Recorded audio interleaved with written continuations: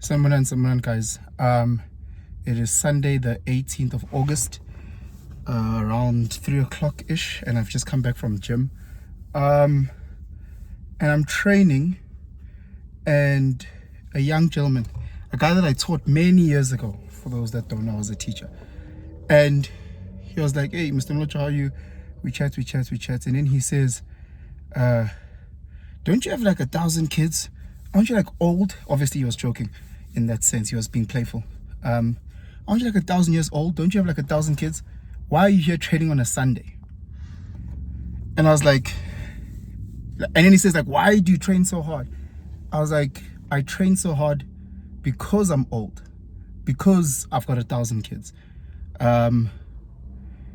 Two stories that I'm going to tell you that refer back. They fairly sad stories with a happy ending, involving losing loved ones.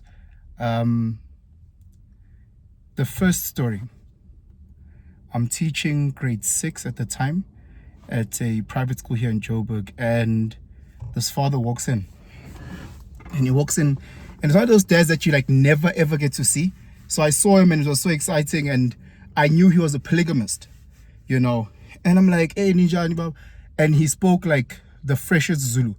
And I'm like, in conversation, like, "Where you from?" Not to Bab, but to put, you know. I'm like, where you from? And he's like, he's from Limpopo. And I'm like, "With this Zulu, listen, Jay, how are you from Limpopo?" And he's like, "I can speak all 11 languages."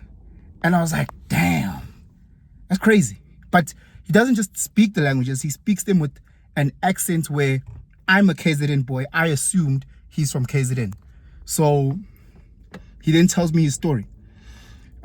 He says he's got, I think at that time it was like 4 wives. Each wife is like in each suburb of Joburg.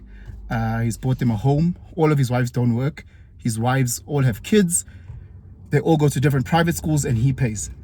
And I'm like, bro, you've got like, let's say 15 kids or whatever. You pay school fees for all of them. He's like, yeah. And the homes and this for all of it. Like, yeah. I'm like, he's like, "Let me tell you my story." At age 10, his mom got sick with HIV. He was living with him. It was his older brother, and then his mom. What happened was, when she fell sick, her family, her friends cast her away. You know, it was at a time where it was very, very taboo or unknown. So if you are sick with those things, you're namapati or telela, whatever the case may be. So the family got exiled, essentially.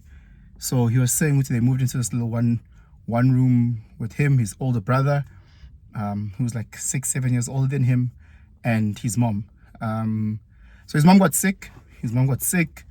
And his brother then left Limpopo to come get work in Joburg. His brother came, and his brother was a petrol attendant. His brother worked, sent money back home, sent money back home. Around 11-ish, 12, his mom got too sick.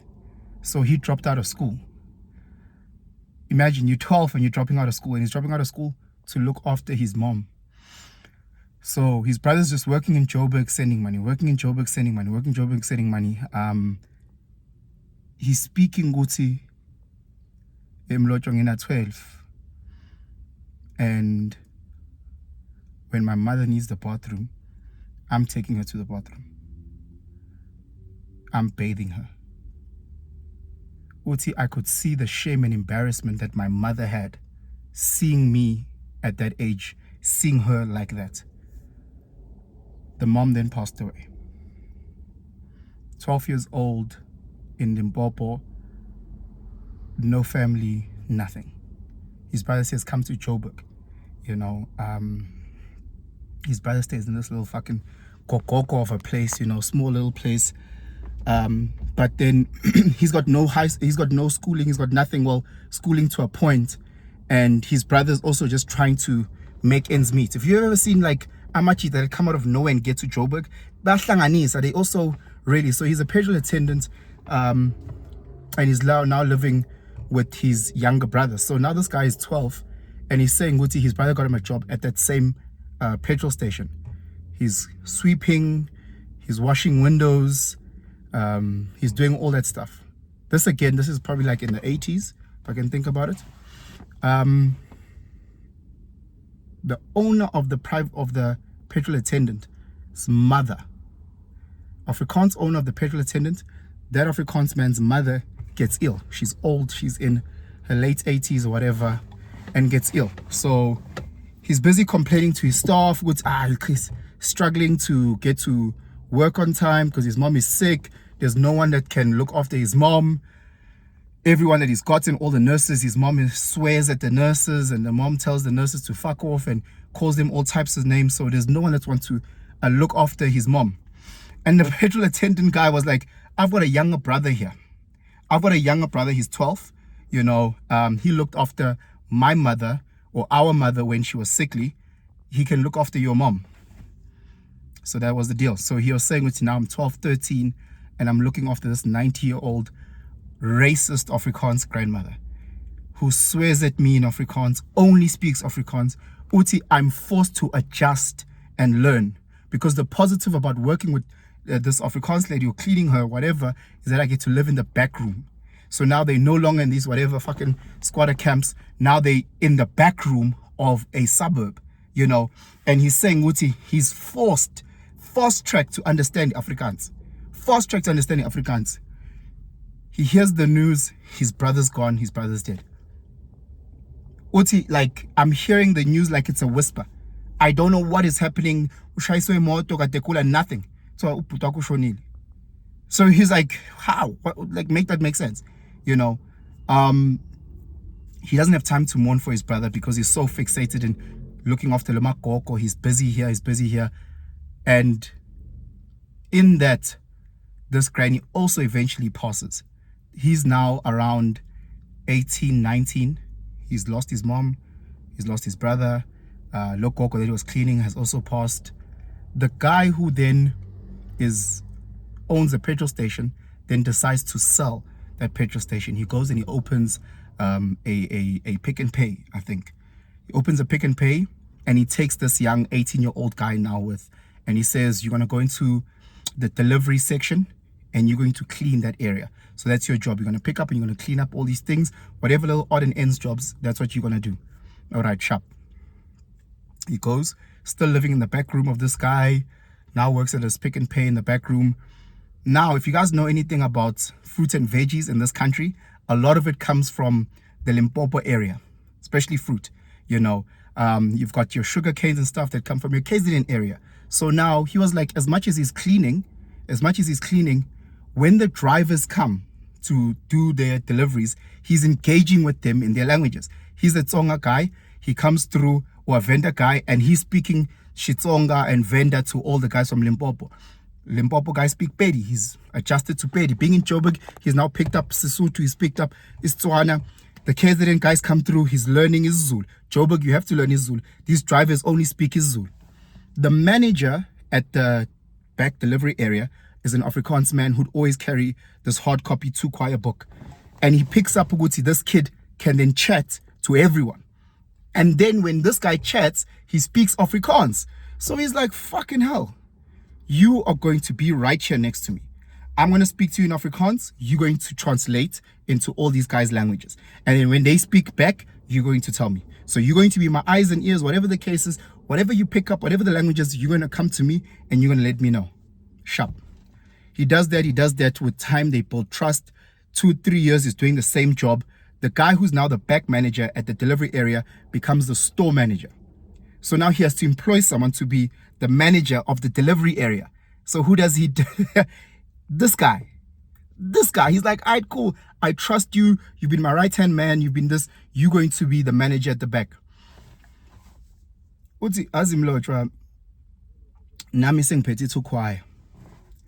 Uthi mina isikolo ngasigcina go standard 3. Angikwazi ukubhala. He's saying it. He's like, he can't write.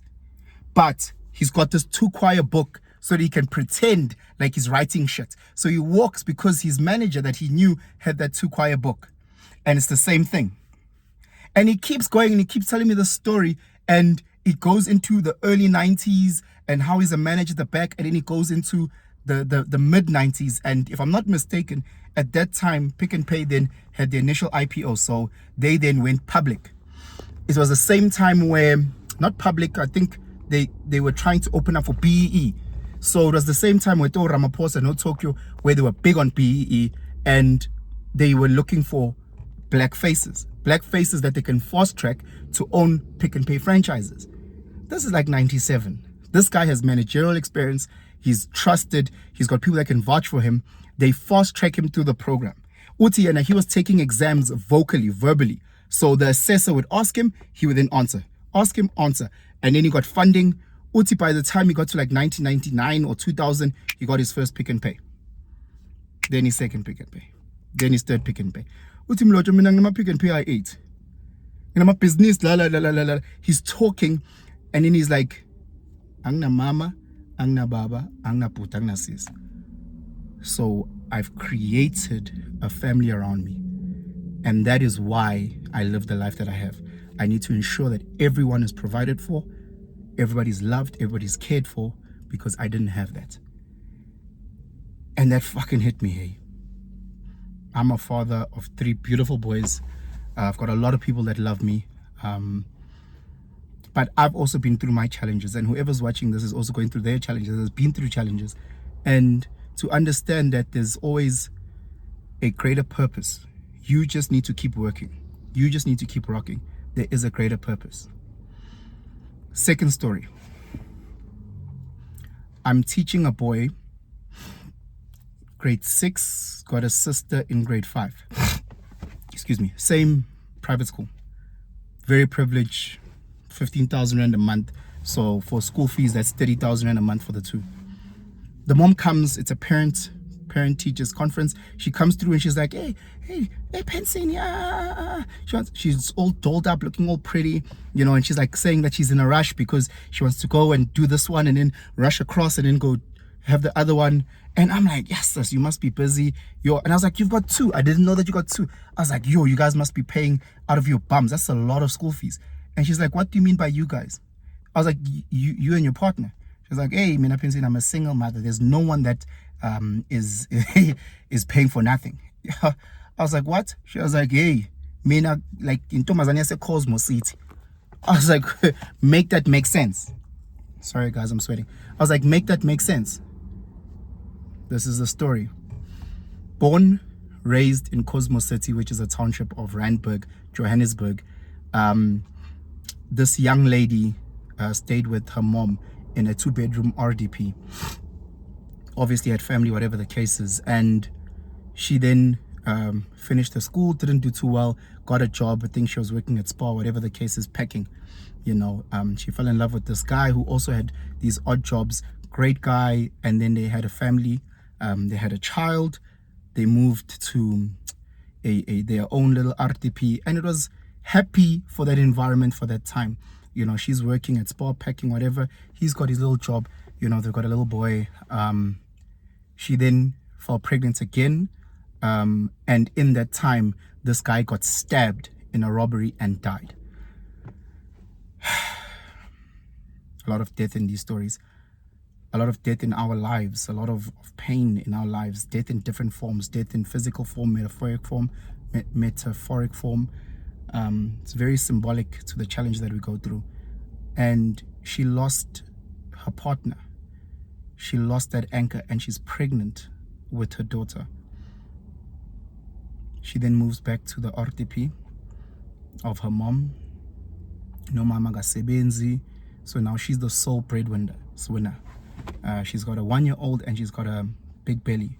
Goes back to Spa, you know, and she says that one day she's sitting at home and she's looking at her situation and she's looking at her stomach and she's looking at her child, and she looks and she says to her mom she needs to go back and study. And her mom is like, but you've got a child and one on the way. And she says, yes, that's why I need to go study. She then upgrades her matric. She studies via UNISA. So she's working at Sport during the day, and then she's hitting her her books at night. You can just imagine that pressure where you work all day and you study at night. She then graduated with undergrad in LLB. She applied for some post-grad program that they had at WITS at the time, and she got into that. When she got into that, they gave them a little stipend, a little for her to move into the CBD. So she was staying like in Hillbrow, in one of these flats, and now she's got her mom there. She's got a little baby girl and she's got her little son, and now she's walking through Joburg to WITS to attend lectures and then call all the way back. And she's like, I'm so blessed because whatever this little 3,000-4,000 rand a month that they were giving us was sustaining us to live where we were living. It was very broken down. It was full of drug dealers. It was full of this. But again, it was allowing me to be able to walk to school and back. Then she graduated, got into an internship program for a law firm in Sandton. Now she's an intern. Now she went from like earning or making like 4 or 5K a month to now she's earning like 10. Pension, I've never seen this amount of money. 10,000 rand. Then they move and they rent a little place in Alex, right? So she can catch a taxi to go across to Sandton to be an intern. I never stopped studying. I continually studied. I upgraded myself. Again, whenever I saw an opportunity, I moved here, I moved there. Next thing I look up, I'm a partner at a small firm. Next thing I'm moving up. Long story short, this lady, 40 something, early 40s, mid 40s, an advocate, paying full fees for 2 beautiful kids at a 1% school, 30,000 rand, lives with her mom in Bryanston, has fucking everything in terms of materialistic that she has earned, but more importantly, has a full heart. She's looking after her mom, she's looking after her kids, she's making sure that she's doing the best that she can. And this was a packing lady who used to work for a spa, who lost her partner. It's crazy when you think about these stories. And the takeaway, she looked at me and she said, some people don't study because they have kids. I studied because I have kids. The way that you change, the narrative changes. I looked at this young guy at gym and I said, there's many people that don't gym because they have kids. I gym because I have kids. I work my ass off because I have kids. I try to be the best version of myself because I have kids, because I have a mother, because I have a partner, because I have a brother, I have a sister. I've got so many people that look up to me. Therefore, I need to work hard. I have to work hard. Guys, wherever you are, you might be stuck in your life. I get it. It's tough. You might have that death in your life right now. Excuse me. But no, keep going. Small steps.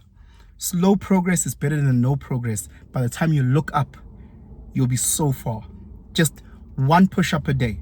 Just 1 push-up a day. Just 1 kilometer a day. Just 1 something a day. 1 page, reading 1 page a day. Something, just keep going. Don't stop. And as much as you will fail, you get up again, and you fail and you get up again. You fail and you get up again, and eventually you'll get there, guys.